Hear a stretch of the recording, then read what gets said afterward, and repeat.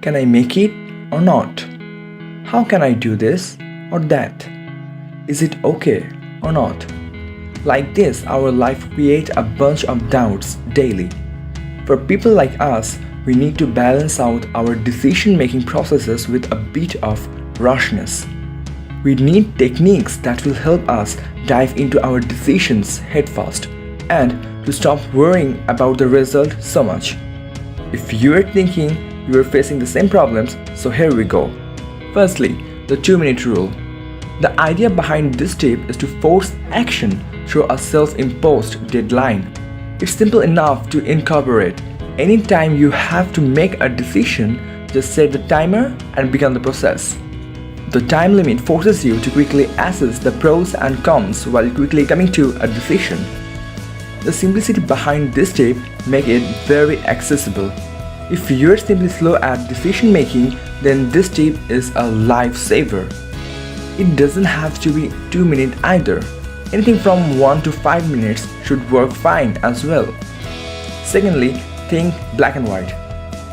There are times when we have more choices than we need.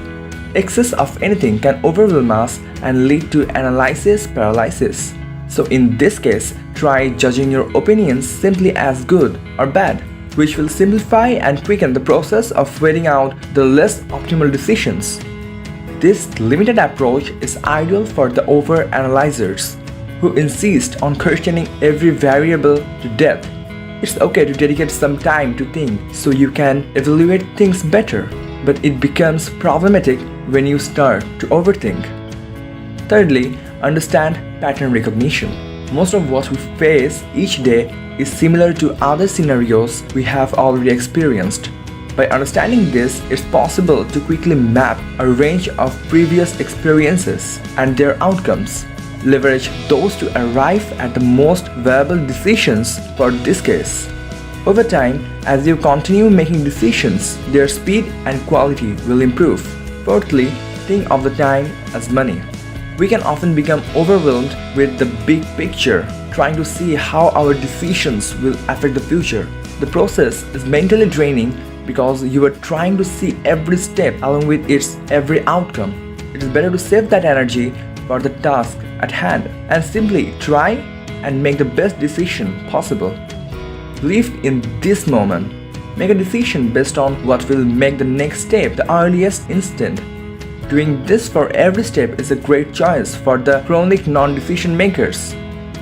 And finally, embrace the idea of failure. Probably the biggest fear of us, the slow decision makers, is that our decisions may lead to bad results. We then compensate by overthinking the situation, causing us to question every aspect involving in that decision. Ultimately, we run the risk of making no decisions at all because we waste the time and energy on endless questioning.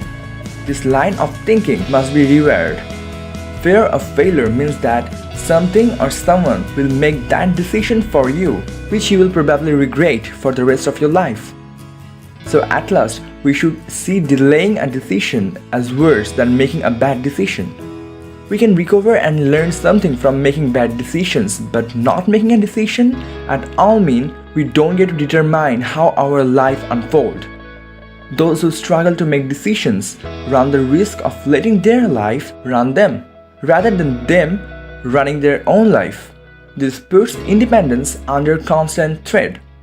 So it's up to us to make sure that we are in control of our lives and our decisions. Thank you very much.